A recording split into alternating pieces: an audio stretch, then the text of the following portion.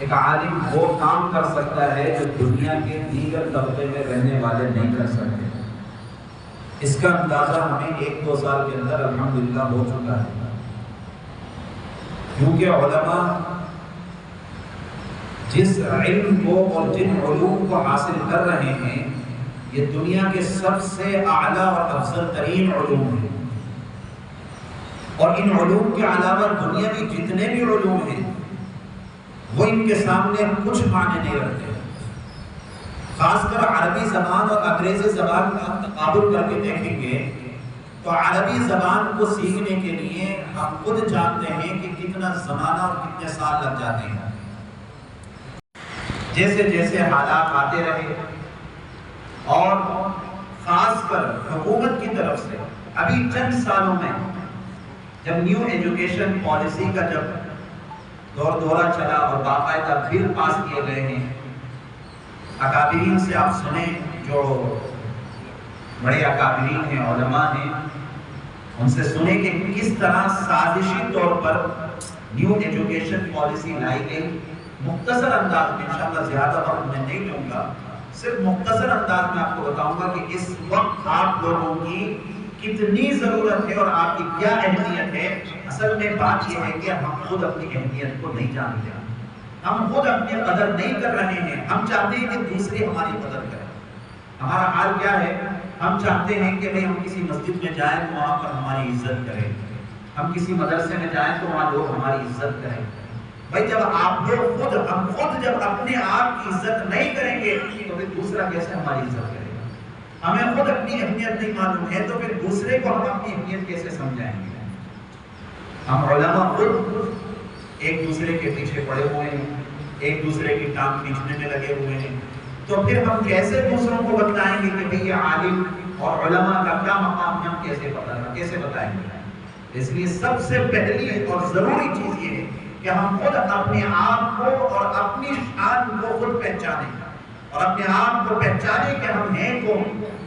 ایک عالم ہونا یہ صرف ایک عالم ہی نہیں ہوتا، بہت بڑی خدمت ہے۔ اس لیے جب لاک ڈاؤن کا جب جو نیو ایجوکیشن پالیسی کا جب انہوں نے بل پاس کرانا تھا تو اس وقت لاک ڈاؤن کے سلسلے میں اور لاک ڈاؤن کے جیسے حالات میں جہاں پر لوگ بیماریوں سے اور ان وبائی امراض سے اور ان حالات سے گزر رہے ہیں، ان چیزوں کے پیچھے پوری دنیا پڑی ہوئی ہے، اور ایسے موقع پر کچھ دشمنان اسلام اور جو شر پسند لوگ ہیں ان لوگوں نے چپ کی اندر سے باقاعدہ نیو ایجوکیشن پالیسی کو لاگو کر کے بل پاس کرایا گیا۔ لیکن بہرحال چلتا رہا۔ اکابرین الحمدللہ ہمارے علماء اور اکابرین جو دور اندیش ہیں وہ لوگ سمجھ چکے تھے، اور نیو ایجوکیشن پالیسی کے آپ صفحات دیکھیں تقریباً شاید میرے اندازے سے 50-55 صفحے کے اندر وہ پوری پالیسی انہوں نے بنائی۔ اس کے اندر کئی قوانین ہیں، اس میں سے سب سے بڑی چیز انہوں نے جو پوائنٹ آؤٹ کی ہے وہ یہ ہے کہ ملک کے کسی بھی ایک جو 3 سال سے لے کر 18 سال کی عمر کے جتنے بھی ہیں، چاہے وہ مرد ہو عورت ہو، چاہے وہ مسلمان ہو یا مسلمان سے علاوہ کسی اور طبقے کے ہوں، ہر ایک کے لیے ضروری ہے کہ وہ اسکول کی تعلیم حاصل کرے، اسکول میں جائے، اسکول کی تعلیم حاصل کرنا لازم اور ضروری ہے۔ 3 سال سے لے کر 18 سال تک کی عمر کے بچوں کے لیے۔ اب سوچ کر دیکھیں مدارس میں آنے والے جو بچے ہیں یہ کس عمر کے ہوتے ہیں؟ زیادہ سے زیادہ ہمارے پاس آنے والے 10 سال کی عمر کے بچے، 10 سال کے بعد ہمارے پاس بچے آ جاتے ہیں مدرسے کے اندر، اور پھر وہ گزارتے ہیں تقریباً 20 سال 25 سال تک وہ مدارس کی زندگی گزارتے ہیں، پھر اس کے بعد جا کر اپنے خدمات میں لگتے ہیں۔ اب اس ایجوکیشن پالیسی سے جو یہ لوگ لائے ہیں ان کا ٹارگٹ صرف مسلمان تھے، اور خاص کر وہ مسلمان جو مدارس میں تعلیم حاصل کر رہے ہیں، وہ بچے جو مدارس میں تعلیم حاصل کر رہے ہیں۔ اب سوچ کر دیکھیں جب ایک 3 سال سے لے کر 18 سال کی عمر تک لازم کر دیں کہ ہر ایک بچے کے لیے ضروری ہے کہ وہ دکھائے، باقاعدہ اپنا دکھائے اور پروف دکھائے کہ میں اس اسکول کے اندر پڑھ رہا ہوں۔ اگر کوئی شخص پروف نہیں دکھائے گا اس کے ساتھ قانونی کارروائی کی جائے گی، اور ساتھ ان کے والدین کے ساتھ بھی کارروائی کی جائے گی۔ بہت بڑا مسئلہ تھا، بہت بڑا مسئلہ تھا، لیکن الحمدللہ اکابرین نے فوراً ایک قدم اٹھایا اور یہ سوچا کہ جب ان لوگوں نے یہ پالیسی لائے ہیں اب ہم پیچھے نہیں ہٹیں گے اور ہمارے پاس میدان بہت بڑا ہے، اس لیے ان لوگوں نے اکابرین نے علماء نے خاص کر جمعیت علماء نے انہوں نے یہ کوشش کی کہ کسی نہ کسی طریقے سے یہ جو طلبہ ہمارے بچے ہوئے ہیں جو مدارس کے اندر ہیں، 2% مسلمانوں کے 2% طلبہ 2% لوگ مدارس میں آ رہے ہیں، بقیہ پورے اسکولوں کے اندر ہیں، اس کے باوجود بھی 2 سے 5% ہمارے پاس ہیں، لیکن الحمدللہ کوشش یہ کی گئی کہ کسی نہ کسی طریقے سے ایک اسکول کا نظام مدارس کے اندر بنایا جائے، ایک اسکول کا نظام بنایا جائے تاکہ یہ جو شر پسند عناصر ہیں ان کو یہ بتایا جا سکے کہ الحمدللہ مدارس کے اندر جو علوم پڑھائے جا رہے ہیں ان کے ساتھ ساتھ ہم ان کو عصری علوم بھی دے رہے ہیں۔ صرف یہ بتانے کے لیے جمعیت علماء ہند نے خاص کر جمعیت اوپن اسکول کے نام سے انہوں نے ایک پروگرام شروع کیا آج سے تقریباً 3 سال پہلے۔ سب سے پہلے انہوں نے اپنی نارتھ سائڈ میں یو پی، بہار اور اس طرف ان لوگوں نے جو ہے جمعیت علماء ہند نے خاص کر یو پی کے اندر یہ نظام شروع کیا جمعیت اوپن اسکول کے نام سے۔ مدارس کے لائن سے اگر آپ سمجھیں تو جیسے مدارس کے لائن کے اندر مکاتب کے لائن کے اندر بھی باقاعدہ ایک نظام ہوتا ہے، جیسے مدارس میں دارالعلوم دیوبند کا نظام چلایا جاتا ہے عام طور پر، بعض مدارس کے اندر ندوہ کا نظام چلایا جاتا ہے، تو اس طریقے سے ایک نظام ہے کہ مدارس والے باقاعدہ جس کو جو پسند ہوتا ہے، جس میں جس کو سہولت ہوتی ہے اس نظام کو لے لیتے ہیں، اس نصاب کو لے لیتے ہیں۔ الحمدللہ ہمارے یہاں جیسے دارالعلوم دیوبند کا نصاب اور نظام چل رہا ہے تو اسی طریقے سے بعض مدارس کے اندر دیگر نظام ندوے کا نظام چل رہا ہے، تو اس طریقے سے اس دنیاوی تعلیم کا عصری علوم کا باقاعدہ اس پورے ملک میں آپ جائزہ لے کر دیکھیں تو تقریباً 4 قسم کے بورڈ ہیں۔ کتنے قسم کے؟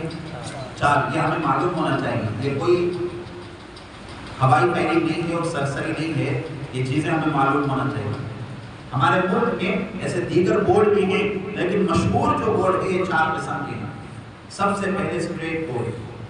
اسٹیٹ بورڈ ویسے اگر آپ اس کے جو ترقی ہے اور اس قسم کی جو چیزیں اس کو دیکھیں گے تو سب سے اول نمبر پر جو آتا ہے وہ سی بی ایس ای کا board, C B S E کا بورڈ ہے، اسٹیٹ بورڈ ہے، اور اسی طریقے سے این آئی او ایس کا بورڈ ہے، آئی سی ایس ای کا بورڈ ہے، آئی جی سی ایس ای کا بورڈ ہے۔ یہ 4 سے 5 قسم کے بورڈ ہیں۔ اسٹیٹ بورڈ کیا ہوتا ہے؟ اسٹیٹ بورڈ وہ ہوتا ہے جو ہر اسٹیٹ کا اپنا خود پرسنل بورڈ ہوتا ہے۔ جیسے کرناٹک کا اسٹیٹ بورڈ ہے، اس کے اندر ضروری یہ ہوتا ہے کہ اسٹیٹ لینگویج کمپلسری ہوتا ہے۔ جیسے اگر کرناٹک کا ہے تو کرناٹک کے اندر کنڑا لینگویج کمپلسری ہے، تو اسٹیٹ بورڈ کے اندر باقاعدہ کنڑا لینگویج کمپلسری ہوتا ہے۔ اگر کوئی اس کو کنڑا کا لینگویج نہ لے اور اس کو اختیاری طور پر چھوڑنا چاہے تو اسٹیٹ بورڈ اس کی اجازت نہیں دیتا۔ تو یہ اسٹیٹ بورڈ ہے، یہ اسٹیٹ چلاتی ہے، جس اسٹیٹ کے اندر یہ بورڈ ہوتا ہے وہ اسٹیٹ چلاتی ہے۔ اب اس کے بعد ہے ایک سینٹرل بورڈ جو سی بی ایس ای کہلاتا ہے۔ اس سی بی ایس ای کے اندر سب سے بڑی جو چیز ہے وہ یہ ہے کہ ریگولر اسکول چلتا ہے۔ اس کے اندر مستقل سبجیکٹس ہوتے ہیں اور مستقل سبجیکٹس کے اندر طلباء کو باقاعدہ اسکول میں آنا ہوتا ہے اور اسکول میں آ کر ان کو اسکول کی تعلیم مستقل جو اسٹرکچر اسکول والے بناتے ہیں اور جو C B S E board والے جو اسٹرکچر دیتے ہیں مستقل اس کے اندر یونیفارم کا اسٹرکچر ہوتا ہے، نصاب کا اسٹرکچر ہوتا ہے، لینگویج ان کی طرف سے طے ہوتے ہیں، سبجیکٹس ان کی طرف سے طے ہوتے ہیں، یہ اختیاری نہیں ہوتا، یہ پورے ملک میں چلتا ہے۔ مثال کے طور پر اگر کوئی کرناٹک کے اندر C B S E board سے اگر وہ تعلیم حاصل کر رہا ہے، اب وہ کسی اور اسٹیٹ میں جانا چاہ رہا ہے، مثال کے طور پر کرناٹک میں تھا، اب وہ چاہ رہا ہے کہ یو پی میں کہیں جا کر تعلیم حاصل کرے۔ بہت سارے ایسے ہوتے ہیں جو فوجی حضرات ہوتے ہیں، کوئی ایسے ہوتے ہیں جو ان کا ٹرانسفر ہوتا ہے۔ اب ایسے لوگ سی بی ایس ای کو زیادہ پسند کرتے ہیں کیونکہ سی بی ایس ای پورے ملک میں ایک جیسا چلتا ہے۔ اب کرناٹک میں اگر کوئی ہے یہاں پر C B S E board سے اس نے باقاعدہ تعلیم حاصل کی، 5th اسٹینڈرڈ تک 6th اسٹینڈرڈ تک اس نے سی بی ایس ای سے تعلیم حاصل کی، اب اس کا ٹرانسفر ہوگا کسی اور اسٹیٹ میں، اب وہاں جا کر اب اس کو پریشانی نہیں ہوگی کیونکہ یہاں بھی سی بی ایس ای سے، اب وہاں جا کر بھی جب سی بی ایس ای کا وہ جب ایگزام دے گا CBSE سے آرام سے وہ اس بورڈ کے ذریعے سے تعلیم حاصل کر سکتا ہے کسی بھی قسم کی تبدیلی. ٹھیک ہے، تو یہ CBSE بورڈ ہے. اب اس کے بعد ایک ہے ICSE اور IGCSE بورڈ. یہ انٹرنیشنل بورڈ ہوتے ہیں. یہ انٹرنیشنل بورڈ ہے. یہ باقاعدہ IGCSE جو ہے یہ کیمبرج سے، لندن سے، جو کیمبرج یونیورسٹی ہے وہاں سے نصاب بنتا ہے. اس پورے بنگلور کے اندر صرف 2 اسکول ایسے ہیں جو IGCSE بورڈ چلا رہے ہیں. 2 سے 3 ہیں، زیادہ نہیں ہیں. اس کے اندر قوانین زیادہ ہیں اور سختیاں بہت زیادہ ہیں. اس کے جو سوالی پرچے آتے ہیں وہ آسٹریلیا سے بن کر آتے ہیں، تو بہت سخت امتحان ہوگا. تو اس قسم کے یہ بورڈ ہیں، یہ تعلیمی بورڈ یہاں پر کہلاتے ہیں. اس کے ساتھ ساتھ ایک NIOS national education of open schooling, یہ ایک بورڈ ہے. یہ بورڈ کیا ہے؟ یہ بہت ہی فلیکسیبلٹی ہے، بہت گنجائش ہے اس بورڈ کے اندر. تو علماء نے جب جائزہ لیا، دیگر بورڈوں کے اندر اوپن اسکولنگ نہیں ہے. طلباء کو باقاعدہ اسکول میں آنا ہوگا، 75% حاضری دکھانا ہوگا، تب جا کر ان کو امتحان میں بٹھایا جائے گا. پھر وہ باقاعدہ امتحان میں بیٹھیں گے، امتحان ایگزام دیں گے، یہ سب ہوگا. یہ بورڈ دیگر بورڈوں کا ہے. لیکن NIOS یہ ایسا اوپن اسکولنگ کا بورڈ ہے. یہ بورڈ اس کی بھی تاریخ باقاعدہ ہے 1900 تقریباً 80 کے بعد CBSE کے ساتھ ساتھ NOS کے نام سے، NIOS نہیں تھا، یہ NOS اوپن اسکولنگ، اس کے نام سے دونوں نے مل کر یہ جو بورڈ ہے یہ CBSE سے ملا ہوا ہے. تو ایک زمانے تک وہ چلتا رہا. پھر 2002 میں CBSE الگ ہوا، NIOS یہ الگ ہوا. جو NOS سے چل رہا تھا وہ الگ ہوا اور اس کا نام مستقل NIOS دیا گیا اور یہ مستقل ایک کمیٹی کے طور پر اس کو چلایا گیا سینٹرل سے. سینٹرل سے اس کا موازنہ اگر کریں گے NIOS کا، اس کا موازنہ اگر آپ کریں گے تو باقاعدہ CBSE کا تقابل نہیں. اب اس کے اندر سہولتیں کیا ہیں؟ ہر قسم کی سہولت. ریگولر کلاسز اٹینڈ کرنے کی ضرورت نہیں، یعنی مستقل اسکول میں جا کر پڑھنا اور اٹینڈنس کمپلسری ایسا اس کے اندر نہیں ہے. سب سے پہلی چیز. دوسری چیز اس کے اندر یہ ہے کہ اپنے مرضی کے سبجیکٹس اور اپنے مرضی کے لینگویج ہم اس کے اندر انتخاب کر سکتے ہیں. اور جس لینگویج میں آپ کو امتحان دینا ہے، اسٹڈی لینگویج جو ہے، وہ جو لینگویج آپ کو چاہیے وہ لینگویج آپ دے سکتے ہیں. چاہے تو آپ اردو لینگویج لے سکتے ہیں،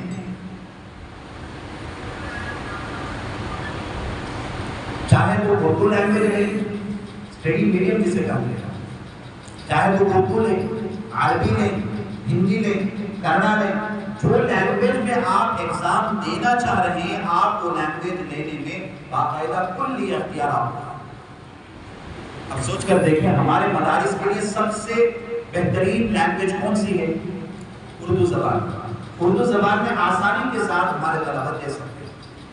اور دوسرا ان کا قانون یہ ہے NIOS کا کہ 2 لینگویجز لینا ہے کم سے کم، 2 لینگویج لینا کمپلسری. اور پھر 3 سبجیکٹ، 5 سبجیکٹ کے اندر پاس کرنا ضروری ہوتا ہے اگر آپ کو سرٹیفکیٹ چاہیے.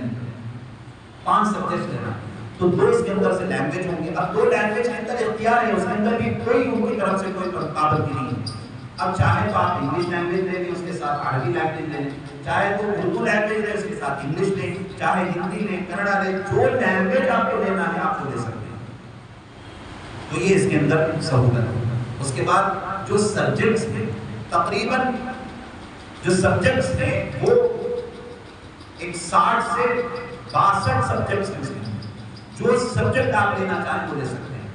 جیسے اس کے اندر کمپیوٹر ایک مستقل سبجیکٹ ہے، سائنس ہے، سوشل ہے، میتھس ہے، ہندی ہے، ڈیٹا انٹری ہے، سائیکالوجی ہے، میتھمیٹکس، اور اس طرح جتنے سبجیکٹس ہیں ان میں سے جو سبجیکٹ آپ لینا چاہیں کم سے کم 3 سبجیکٹس آپ کو لینا ضروری ہے. تو یہ NIOS کی ایک کشادہ ذہن ہے اور NIOS کی فلیکسیبلٹی ہے، اس کے اندر یہ گنجائش ہے. تو اس لیے علماء نے، جمعیت علماء ہند نے، جو جمعیت اوپن اسکول ہے، انہوں نے NIOS بورڈ کو انتخاب کرنا زیادہ مناسب سمجھا ہمارے مدارس کے طلباء کی. جو سہولتیں بہت زیادہ ہیں. کام کرتے رہے، 1 سال گزرا، اس کے بعد جمعیت علماء ہند نے کرناٹک کا رخ کیا. آج بھی یاد ہے 2 سال پہلے اس وقت تک کسی قسم کا کوئی تعارف نہیں. NIOS کا تعارف 2 سال پہلے ہی ہوا ہے جو عام ہوا ہے. اور اس سے پہلے اوپن اسکولنگ تھا, NIOS تھا, باقاعدہ بورڈ تھا, کسی کو معلومات نہیں تھی. چونکہ میں نے خود 2017-18 میں NIOS سے میں نے ایگزام دیا, تو معلومات تو تھی لیکن چونکہ اتنا عام نہیں تھا. جمعیت کے طفیل الحمدللہ یہ بہت عام ہوا. آج سے 2-3 سال پہلے جمعیت اوپن اسکول نے کرناٹک کا رخ کیا اور اس طرف ساؤتھ کا رخ کیا, اور سب سے پہلے کرناٹک میں آ کر انہوں نے ان سب چیزوں کا تعارف کروایا. اور الحمدللہ کرناٹک کے اکثر مدارس اس سے جڑے, جن میں سے ہمارا ادارہ جامعہ اسلامیہ کاشف العلوم بھی اس سے جڑا. جو سب سے پہلی میٹنگ ہوئی تھی اس میں الحمدللہ ہمارے اساتذہ بھی وہاں پر گئے تھے اور میں بھی وہاں پر حاضر رہا. اس وقت انہوں نے پورا اسٹرکچر سمجھایا کہ کیا کیا ہوتا ہے. اس وقت کئی اعتراضات تھے, وہ اعتراضات کا لوگوں نے باقاعدہ سوال کیا, اس کے جوابات بھی مانگے اس طریقے سے. اس کے بعد انہوں نے باقاعدہ ہر ادارے کے ایک کوآرڈینیٹر کے طور پر, معاون کے طور پر, تاکہ وہ اپنے مدرسے کے اندر کام کر سکیں, تو اس لیے منتخب کیا. تو الحمدللہ مدرسے کی طرف سے اور ذمہ داروں کی طرف سے میرا انعام